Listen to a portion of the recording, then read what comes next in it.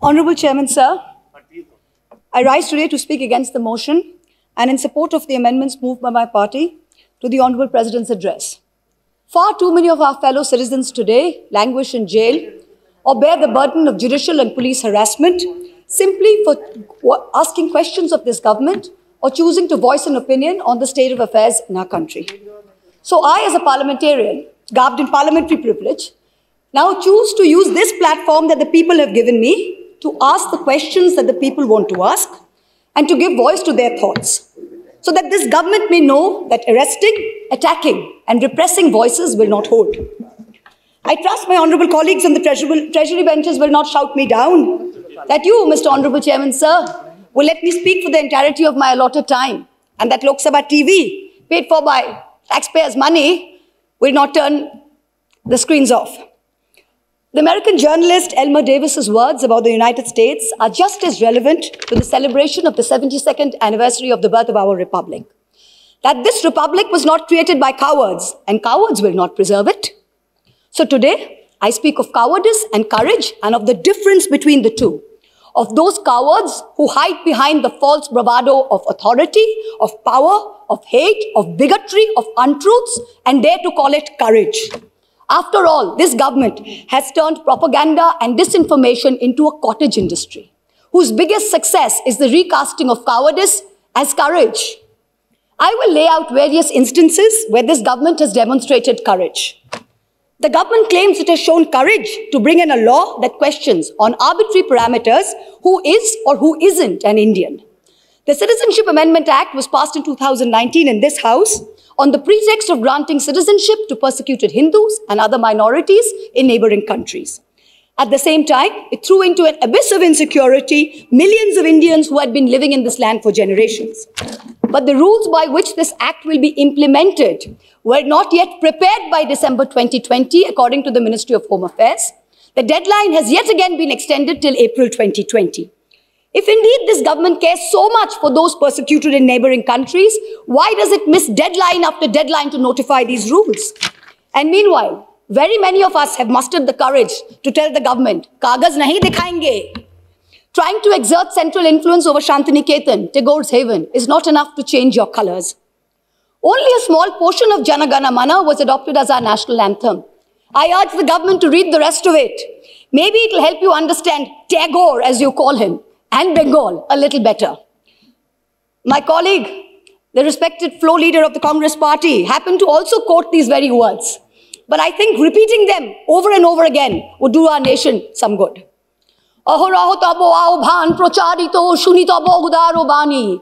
Hindu, Bauddha, Sikh, Jaino, Paroshik, Musolman o Christiani. Purab poshchimo ashe, tabo singhasono pashe, gahe Premohar hoy gatha, Jonogono, oikko vidhayoko joyo he. Hail unity, hail religious diversity. The courage to make India the world's greatest democracy into a virtual police state, whereby a single dubious complaint, both an eminent member of this House, as well as one of India's most veteran journalists, is charged with sedition. The courage to try and take over every state government by hook or by crook, whether you have won the popular mandate or not. You claimed you were wedded to constructive cooperation and cooperative federalism. Instead of partnering with state governments, you try and muscle them out at every opportunity. Does the ruling party wish that its legacy be that it governed the largest democracy in the world, or that it imposed a one-party rule in India? Ask yourselves. The courage to announce a national lockdown at only 4 hours' notice, causing untold misery, countless deaths, the sight of thousands walking for hundreds of miles with no food or money. This government spent less than 2% on social transfers, in contrast to OECD countries who spent 20%, and 6% which was spent by middle-income countries. The courage, no, the brazen audacity to announce an economic rebound. India was the single worst performer among developing countries in the year 2020.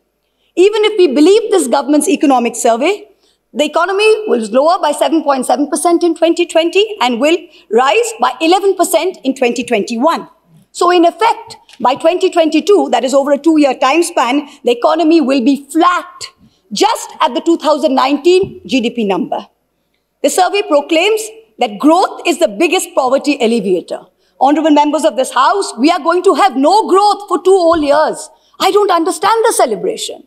I come from a rural constituency and a source for migrant workers. The distress in the MSME sector is real. This rebound is one where large, strong enterprises have become stronger. It is not V-shaped, it is K-shaped. 1% of rich and successful citizens have become richer, and the pains of the MSMEs have only increased.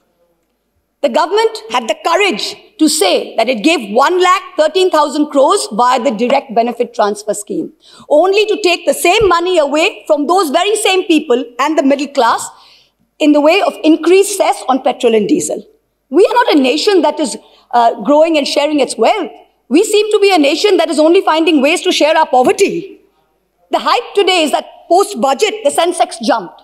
In a country where only 6 crore people pay taxes, only 4.6% of the total population, how many do you think are invested in the Sensex that they should jump for joy when the Sensex jumps? The courage to use the official channels of the Ministry of External Affairs to respond to social media posts by an 18-year-old climate activist and an American pop star, when not even one single ministry has been deputed by this government to try and look out for the food, water and basic sanitation needs of the farmers and their families who have been camping at the border for almost 90 days. And finally, the courage to bring in 3 farm laws when the opposition, farmers across the country, as well as the government's oldest ally, warned it was unacceptable. I wish to remind this government that India, under Prime Minister Lal Bahadur Shastri, committed 3 things to Sant Fateh Singh, the Akali leader. The creation of a Punjabi-speaking state, open-ended public procurement, and an assured return on agricultural produce. These farm laws threaten to snatch away 2 of these guarantees. These laws were arrived at without consensus, tabled without scrutiny, and rammed down this nation's throat with the brute force of the treasury benches. They have firmly established this government's motto of brutality over morality. And everyone else in this country has been portrayed as a coward or a terrorist, from the farmers to the students to the old ladies of Shaheen Bagh. You say you have courage. You claim you have done so many things that no other government before you has done. Yes, that is true. In true fascist fashion, you have made every act of pettiness, of vengeance, of hate, of bigotry, a part of your narrative of courage. The reason no one has done it before you is not because no one had the courage, but simply because it was not the right thing to do. Has that thought ever struck you? And India's tragedy today is not just that her government has failed her, but that her other democratic pillars, the media and the judiciary, have failed her too. Lord Hayne, the Labour peer, said in the House of Lords, what is the point of being a member of Parliament, either in the Commons or in the Lords, if you don't discharge your responsibilities? And, where appropriate, use the privileges that you have in order to promote justice and liberty. So today, like a true child of Bengal, I will stand here and be courageous. Trust me, Mr. Balu, we have not lost the fighting spirit. Even though the government spin factories will later portray it as cowardice or even plagiarism, I will lay out a few home truths by using my parliamentary privilege that guards me from charges of sedition and contempt for anything I say in this House. And Mr. Law Minister, sir, if you're present on the premises, with all due respect, this time you have neither the right to shut me up nor to try and get my words expunged from the record. The sacred cow that was the judiciary is no longer sacred. It stopped being sacred the day a sitting Chief Justice of this country was accused of sexual harassment, presided over his own trial, cleared himself, and then proceeded to accept a nomination to the upper house within 3 months of retirement, replete with Z+ security cover. The judiciary stopped being sacred when it chose to squander the greatest opportunity that any bench of the highest court of this land has ever seen, to reinforce the founding principles of our democratic republic and to uphold the rights enshrined in Part 3 of our constitution. One second, please. Please, Mo. He cannot discuss in the House. Please, wait. And Nishikant Dubey, point of order. The minister is on his legs. Please, 1 second, please. Yes, Minister. 352(5). 352 point of order, 352(5). Yes. Premchandra ji. She cannot discuss. 352(5). The Chief Justice, the conduct of the Chief Justice of India. Let the minister here, without giving the prior notice and approval of your chair.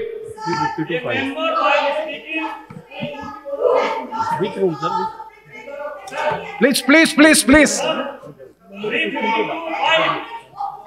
Please, please, please, Honorable, Sir. please, Maitra ji, please be seated. Please be seated. This house is run by the rules and procedure.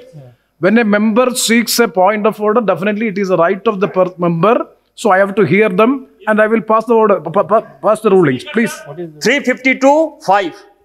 A member while speaking shall not reflect upon the conduct of a person in high authority unless the discussion is based on a substantive motion drawn in proper items. Chief justice of India को हम लोग यहां discuss कर रहे हैं sir. Chief justice of India, Bharat के राष्ट्रपति ने उस आदमी को नॉमिनेट किया है. भारत के राष्ट्रपति के ऊपर डिस्कशन कर रहे हैं सर. और यदि इसी तरह से चलता रहा तो इस डेमोक्रेसी का बाजा बच जाएगा. इसीलिए कि उन्होंने राम मंदिर का judgement. See. Yes, I am. Yes. Yes, please. Please, Saugat Rai ji, please. हमने तो कभी बात नहीं की सर कि वो चीफ जस्टिस कांग्रेस के चीफ मिनिस्टर के रहते हैं. Please, please, please. ऐसा नहीं हो सकता sir. Saugat Rai ji, please. Please. Hey, please.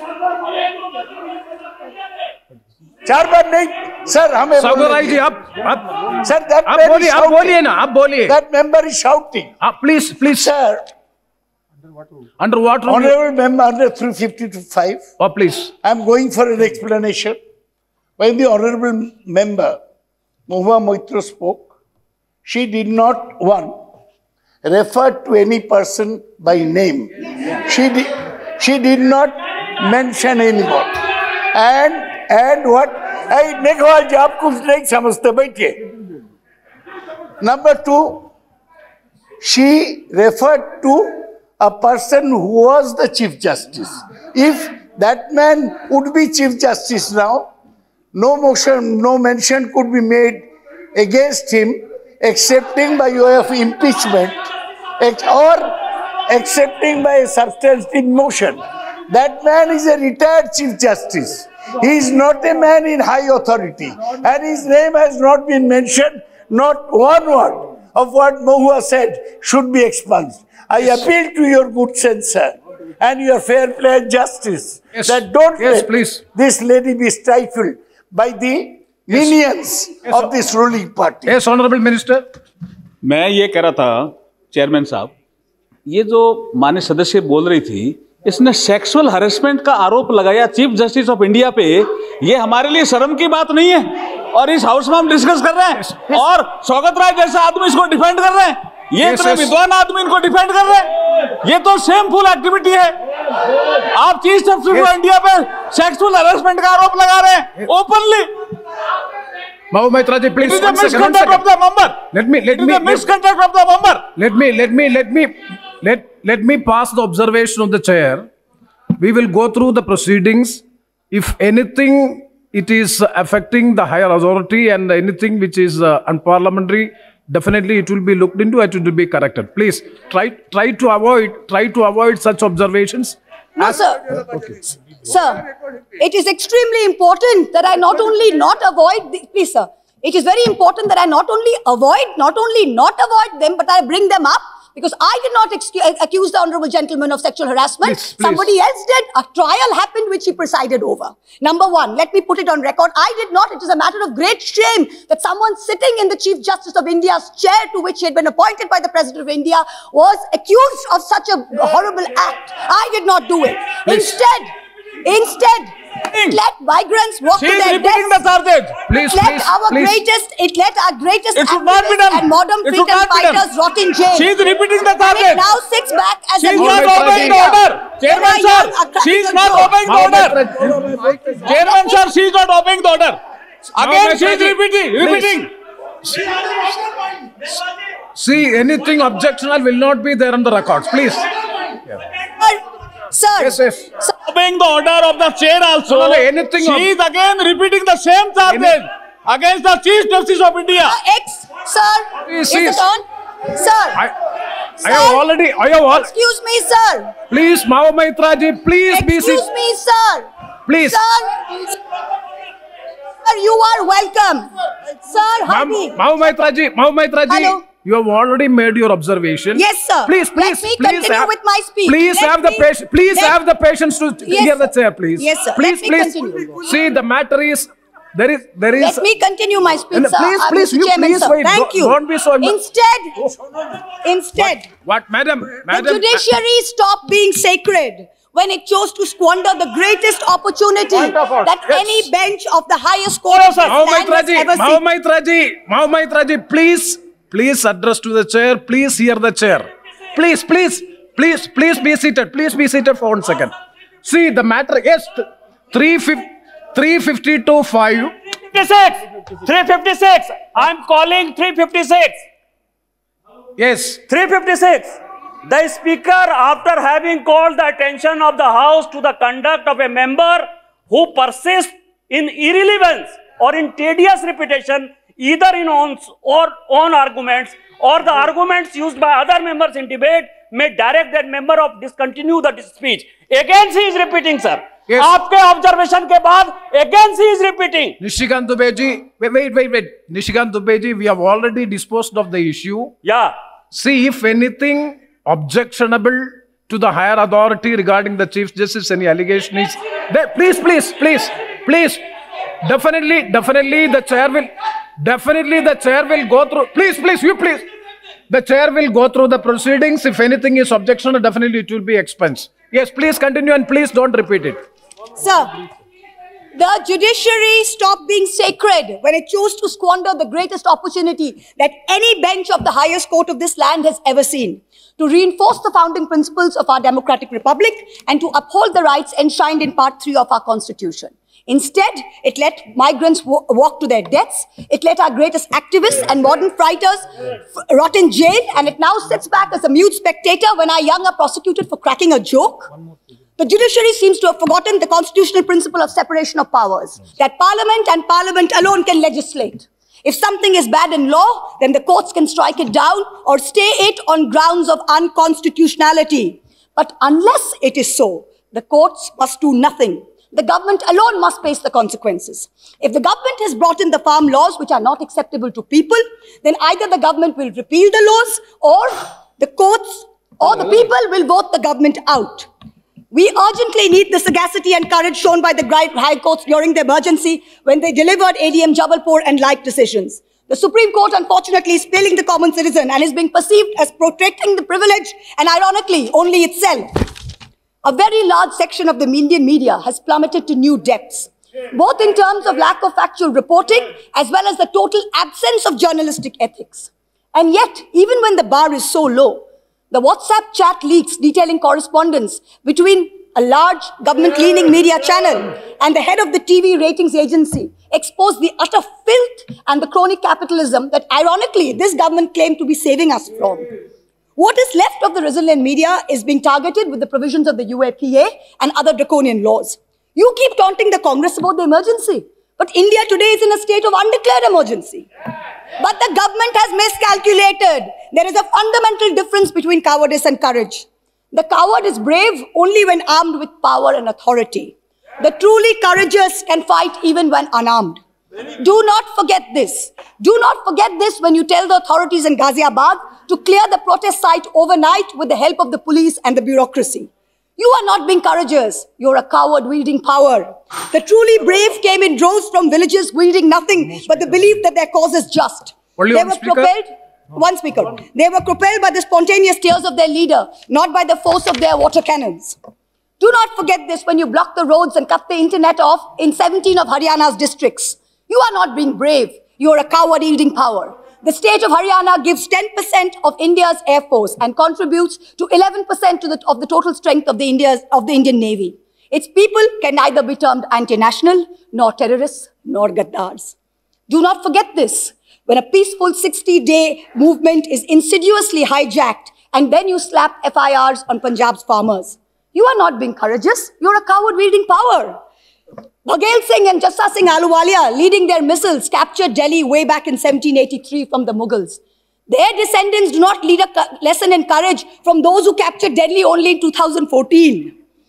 Tagore, in his poem, Bondi Bir, the Captive Warrior, an ode to Sardar Banda Singh Bahadur, wrote, Eshe sheshe ekdin, jibon mrittu pair bhritto, chitto bhabonahin, eshe sheshe ekdin. That momentous day has arrived. In the 125th year of Subhash Chandra Bose's birth, the central government has made every attempt to hijack Netaji's legacy and weave it into their own fake, narrow narrative of courage. But this nation needs to know that Netaji had two clarion calls, both embodiments of his courage and his spirit. One was the salutation, Jai Hind. Today, this government has replaced this national greeting with a narrow religious chant that it uses as a war cry to heckle, to bully, and to always remind the minority about who's in charge. Netaji's second call was Delhi Chalo. Chalo Delhi. This government falls over itself to pay lip service to Netaji. But in truth, you block the borders in Singhu, in Ghazipur, in Tikri with walls and spikes for all those who actually want to come to Delhi to tell you that much like Subhash Chandra Bose, they too will not accept any halfway house. Netaji told us never to lose faith in the destiny of India, and it is not India's destiny to be ruled by cowards. The time has come for us all to show courage. Please conclude. गिरते हैं शहसवार मैदान जंग में, वो तिफिल क्या गिरे जो घुटनों के बल चले? Repeal or nothing. Thank you. Hello everyone. HW News English is 2 years old now. When we started this venture, we promised ourselves one thing, that news should remain free, because right to know is the right of every Indian. But to keep news free for everyone, we need support from some of you. And thus we have rolled out membership on our YouTube channel HW News English. But mind you, the membership is completely voluntary. The programs that we were doing earlier, that we are doing now, will continue to remain free. First level is a basic level. Here, you can be our supporter by paying Rs 199 per month. This membership gives you certain perks and benefits. The perks include unique badges in front of your name, a live show from Mr. Sujit Nair and from Mr. Akhilesh Bhargava per month for our members. You can also vote in some exclusive members-only polls. Now the second level is Super Supporter. Here you can be our Super Supporter by paying Rs 3,999 per month. This membership will include every perk that comes with basic level. Additionally, our Super Supporters can be a part of a WhatsApp group where we can have discussions and suggestions on various topics. The second perk includes a gift pack with our merchandise. And the third perk is a Google Meet with Mr. Sujit Nair, where you can join the meet and ask your questions to Mr. Nair face to face. Lastly, if you like, we would give a shout out to our super supporters in our programs. So, hope to see you soon with our badges.